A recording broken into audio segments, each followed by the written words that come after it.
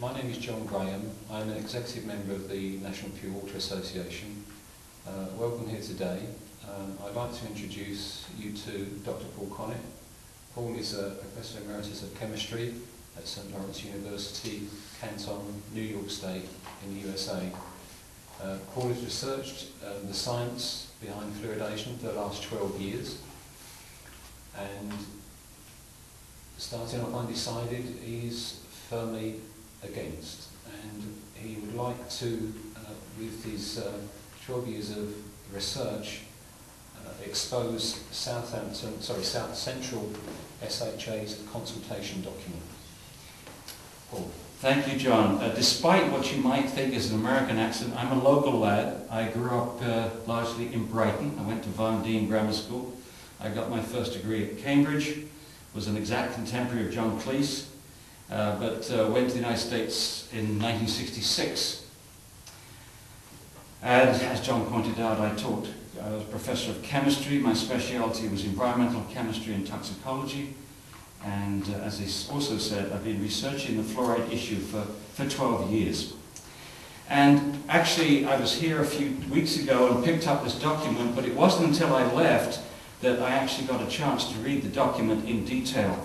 And I am absolutely appalled. This is a controversial issue, as you well know. But you expect civil servants who are paid by the taxpayers, when they're discussing this issue, to be scrupulously objective.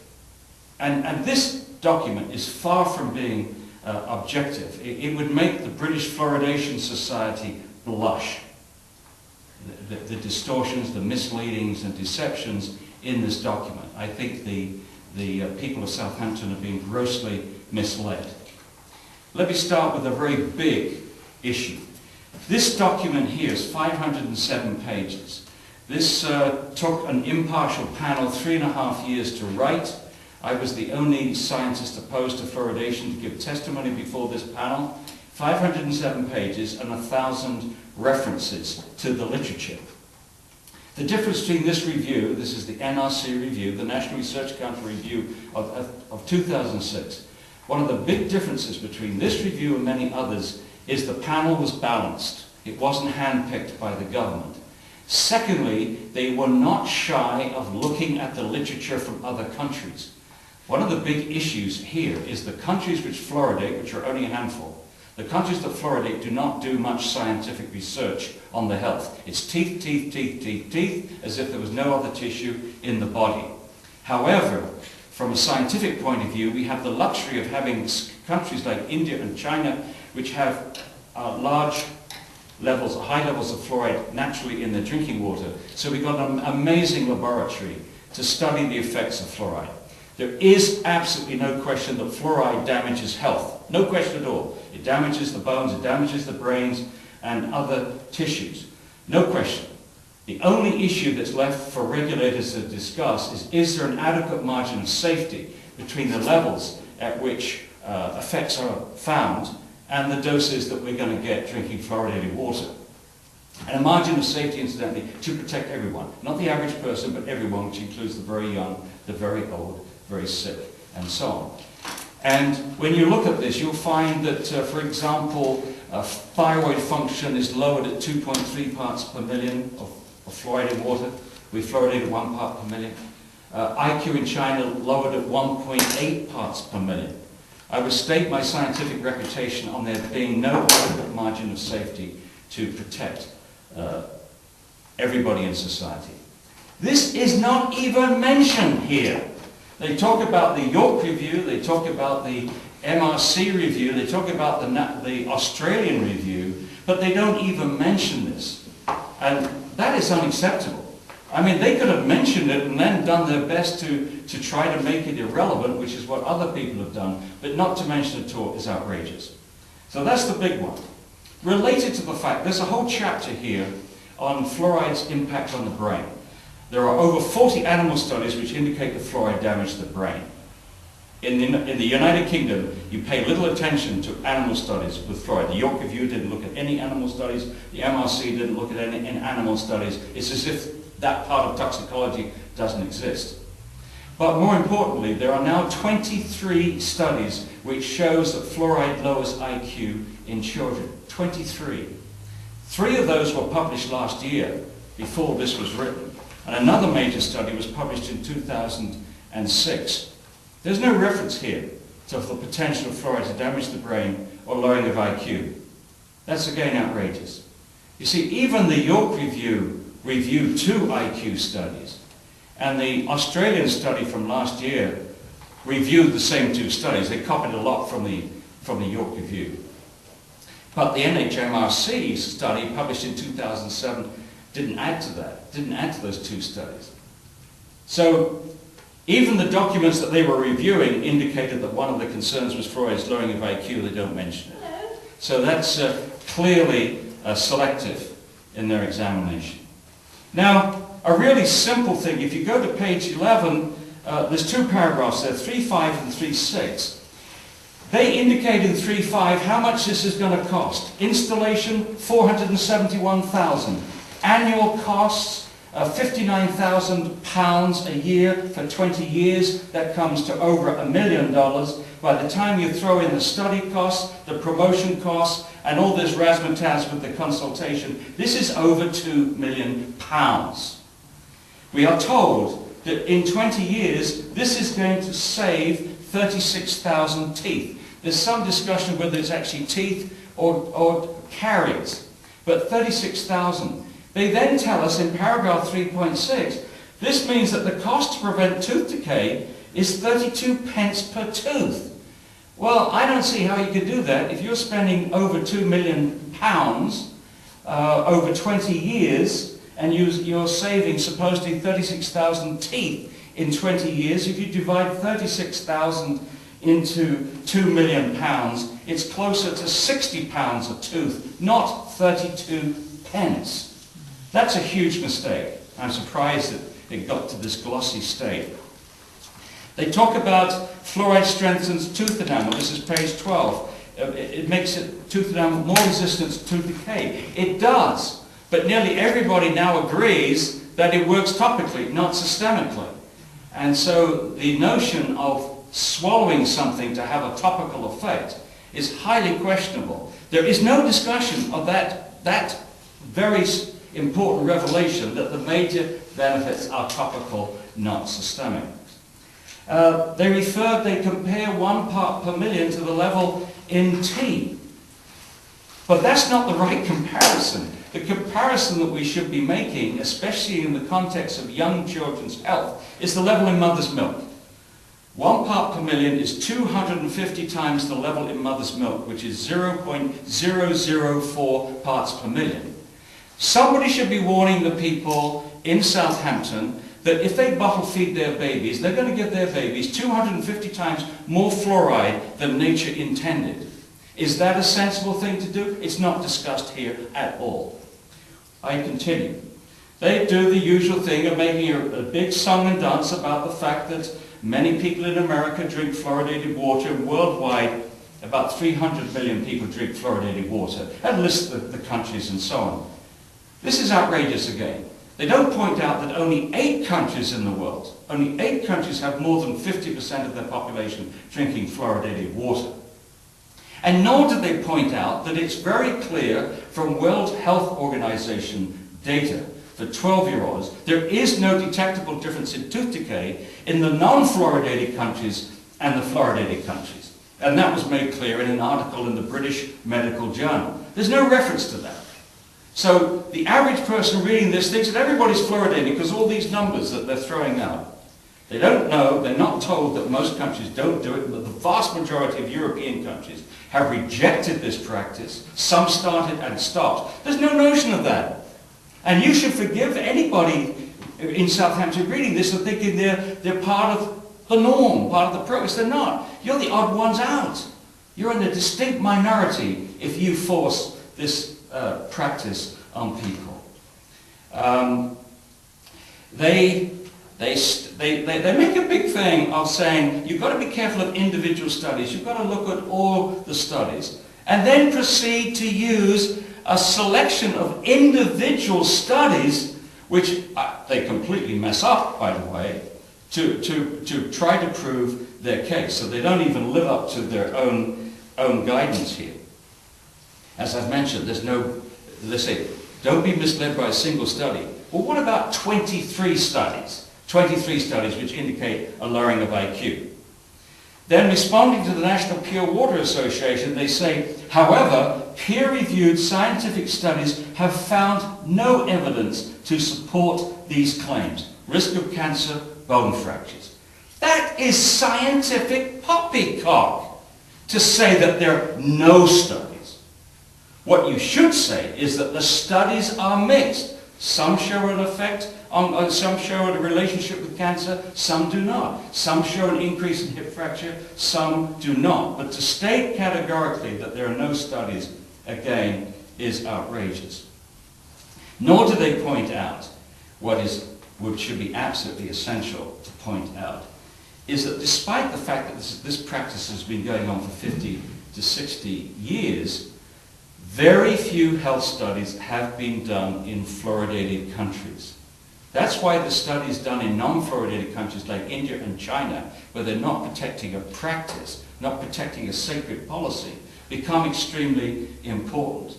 But really basic studies have not been done in England. They haven't studied thyroid function in England. They haven't studied IQ studies, lowering of IQ, lowering of thyroid function. They haven't studied the possibility that fluoridation is related to arthritis. Just to name a few. The studies have not been done. And outrageously obvious studies have not been done. For example, they make it clear that dental fluorosis is one of the effects of fluoride. It's a biomarker. If your kid has dental fluorosis, it means that before his or her permanent teeth were erupted, he or she was overexposed to fluoride. This is an excellent, if you're doing epidemiological studies, it's a real bonus to have a non-invasive biomarker which tells which subjects have been exposed, which have not, which have been exposed a lot, which have been exposed a little. So the severity of dental fluorosis, none, very mild, moderate, severe, gives you a handle on how much exposure to fluoride there has been to those children. Then you can use that biomarker to look at looking at IQ, looking at thyroid function, look at onset of puberty, looking at bone fractures in children, and so on. Basic, obvious, glaringly obvious epidemiology, not being done. Nor have they bothered to collect the levels of fluoride in the bones of anything but just a handful of people. That should have been done systematically, comprehensively. It hasn't been done. But it allows them. It is so beautiful. It's such beautiful. It allows them when they do a review, like the York Review or the Australian Review, they say, well, we're only going to look at the studies at 1 part per million. Well, we haven't done the studies at 1 part per million, have we? Because we haven't done them in England and Canada and America and Australia and New Zealand and Israel and so on. We're not going to look at studies at higher levels, which have been done. So you come out there and we don't find any evidence of harm. Well, you haven't looked, you haven't done the science, and you're not bothering to look at the science where it has been done outside your empire. Now on page 17, the most outrageous bit of nonsense I've seen for a long, long time. It shows two pictures, one of very mild fluorosis and one of mild fluorosis. And then they say that only 3 to 4% of children will get these conditions in fluoridated communities. Well, first of all, the photographs are wrong. That's not very mild fluorosis. That is problematic. That's possibly fluorosis, possibly not. A mild fluorosis impacts up to very mild fluorosis impacts up to 25% of the tooth surface. Mild fluorosis impacts up to 50%. When you get a chance, look at this picture on the right. You'll see that it's nowhere near 50% of the tooth surface. This is very mild, this one here. But the numbers, 3 to 4%. The largest study that's ever looked at dental fluorosis in fluoridated communities in the United States was done by Heller in 1997. And it was from, the study was done in 86, 87. They looked at 39,000 children in 84 communities. And they concluded that 22% had very mild fluorosis in the fluoridated communities, 5.8 had mild, and 1.3 had moderate. Now, again, very mild up to 25% of the tooth surface, mild up to 50% of the tooth surface, moderate 100% of the tooth surface. At very least, they talk about self-esteem earlier on, about how important it is to fight tooth decay because of self-deceit. Imagine the self-esteem, lack of, when 100% of your tooth surface has been discolored. And I've had students who've had this condition. But let's return to the numbers. If you look at Heller's numbers, it's 29.9%, not including the questionable category. 29.9% of children in fluoridated communities have dental fluorosis in the United States. 29.9%. They're saying 3 to 4%. Well, we have another poll, don't we? We have another. We say, well, that's the Yanks. The Americans are also stupid people. There must be something different with them. You know, they're eating hamburgers or something. Look, 29.9% in the United States. York Review, 48% of kids have dental fluorosis, according to the York Review. And up to something like 12% in the not just a cosmetic concern. So you can't just brush this off as being an American strangeness. There are a couple of studies that they've used which I think they've grossly misused, and let me just mention those. Talking about osteosarcoma, they mention a study from Hoover which in 91, which says that there's no relationship between he looked at all the data in the United States and did not find a relationship between osteosarcoma, which is a bone cancer, which affects particularly young males. And it said, no relationship. That is so outrageous. That is so selective. If you look at Hoover, there are two parts to his report, two parts. The first part, he looked at the whole database in the United States, covering about 10% of the population. And he found an increase in osteosarcoma in the young males, which was greater than the slight increase in the non-fluoridated area. So he found a greater increase in osteosarcoma in young males in the fluoridated communities compared to the non-fluoridated communities. That's part one. Part two, he took a subset of that population to see if there was a time of exposure relationship, whether there was an increase from 5 years, 10 years, 15 and 20 years. That was a sensible thing to do, except for one thing. There was so little data. By the time he whittled it down to this examination, there was so little data, it was statistically total nonsense. It was not significant. But this was used to downplay or dismiss his first review. When they looked at Hoover, they respected his first study, but not gave any credence to the dismissal, which is what they use. They're hanging their hat on here. Still in osteosarcoma, we're told, oh, critics refer to, let's read it. Since 2006, fluoridation opponents have pointed to a study in the United States that appears to suggest a possible increase in osteosarcoma rates in young males, but not females. By now, after about 15 or so studies, it's very clear that it's the young male that's susceptible, whether you're talking about an animal or a human being, at least for the studies which find a relationship. So there's nothing unusual about that. But they then say, however, this is part of a longer study reference, looking at many more osteosarcoma cases over a longer period of time, including examination of bone samples. This more detailed and comprehensive review had found no link between water fluoride levels and osteosarcoma. That study has not been published. That was a letter published in the same journal as Bassin's study. It was from her boss, from her professor, which was deliberately to try to downplay her study. Okay, was he right? He said his study, the one that was going to discount Bassin's study was going to be published in the summer of 2006. That's over 2 years ago, and we're still waiting. But we've heard his graduate students talk about his methodology and his written methodology, and there is no way that his methodology can challenge Bassin's study, because they're using bone levels of fluoride to make the association, which is a cumulative measure of exposure. And what Bassin found, and the only person to do this, was to look at the year of exposure of the child, the young boy, to fluoride. And when she looked at the year of exposure, she found that young boys exposed to fluoridated water between their 6th, 7th and 8th years had a 5-fold increase in osteosarcoma. There's nothing in his study that can possibly refute that. You've got to do other things before you refute Bassin. But it was a lifeline. It was a lifeline for these charlatans who continue to promote this practice in the UK and the United States. And I won't go into the whole history of Chester Douglas. It's very, very sordid.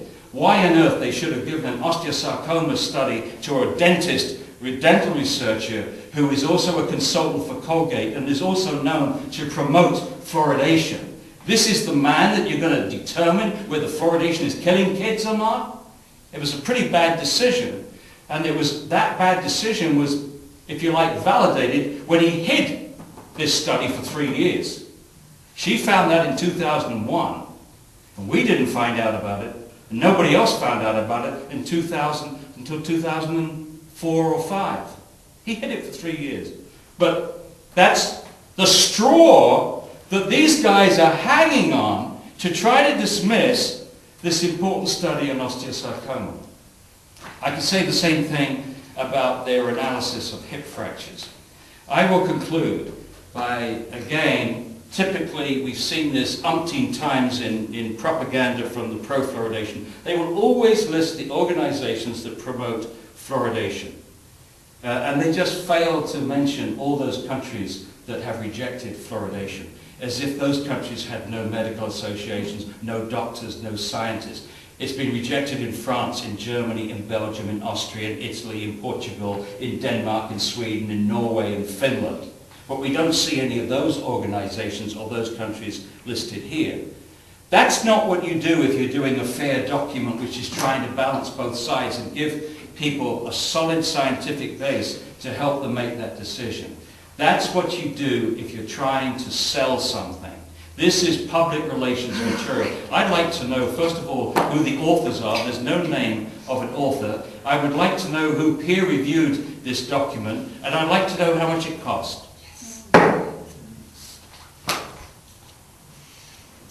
There are some other points, but I think those are the main ones. Again, I think the two huge omissions from this study is, one, the NRC report. Why on earth people could just ignore 507 pages of a 3.5-year research project from an independent panel, I do not understand. Nor do I accept that you could completely ignore the many studies now since 1995, actually since the early 90s, which indicate that fluoride lowers IQ in children. And just think about it for a moment. You ask the average person, and we got a way here, we think we got a way here of protecting your kids' teeth. Not many kids, but some kids' teeth. It may have a slight risk of lowering your child's intelligence. May. It might improve lower your kid's tooth decay. It might lower its intelligence. What would the average person do when they're confronted with that information? They'd probably reject fluoridation, but they're not told about it here. And by the way, I hear too many promoters of fluoridation, including the Chief Dental Officer of Canada, saying things like this to the public. Oh, we've been doing this for 50 or 60 years. We don't see people growing horns. This is what he said in Dryden, Ontario. I walked around your town today, says, you've been fluoridating for 40 years. This is Dryden, Ontario. I don't see anybody growing horns. I mean, that is such an outrageous bit of public relations fluff. I can't believe that the Chief Dental Officer, who's been paid a lot of money, could issue such a statement. I'm sure the average person thinks that when you're dealing with a toxic substance, like fluoride, the thing that should concern you is whether it kills you, and perhaps whether it gives you cancer. However, if it kills you, you quickly find out, at the levels we're talking about. We would very quickly find out. If you ask a toxicologist what you should be concerned about, what kind of toxic pollutant you should be concerned about, he or she will tell you a substance to which you expose the whole population, number one. A substance over which you've got no control of dose, number two. And number three, which causes a subtle shift in some effect. Subtle shift. Let's take IQ. This is really important because that's exactly what we found. If you're a parent, let's talk about the situation where you lower the IQ of the whole population by 5 IQ points. Not unreasonable, that's what we did in the United States when we had lead in gasoline. Now, a parent is not going to notice the difference in IQ between a brother and a sister, a brother and a brother, the difference of 5 IQ points. A school teacher is not going to notice the difference between kids with 5 IQ points different. Not going to notice any difference. Walking down the street, you're not going to notice that the intelligence of your society has been shifted. You're not going to notice that. However, if that's what happened, if you shifted the IQ of the whole population over, you shifted that whole curve, what it would do is it would halve the number of very bright kids in your society, or geniuses. It would halve the number of geniuses. It would double the number of mentally handicapped. Now that's bloody serious. If you do that, that's bloody serious. We've got 23 studies indicating it is lowering IQ, probably not as much as 5 IQ points at 1 part per million. But that's serious. And yet you get this distinguished panel, the Medical Research Council of the UK, after the York Review, reviewing what studies should be financed, they put a higher priority on more studies on dental fluorosis than on IQ intelligence in Britain. If you don't look, you don't find.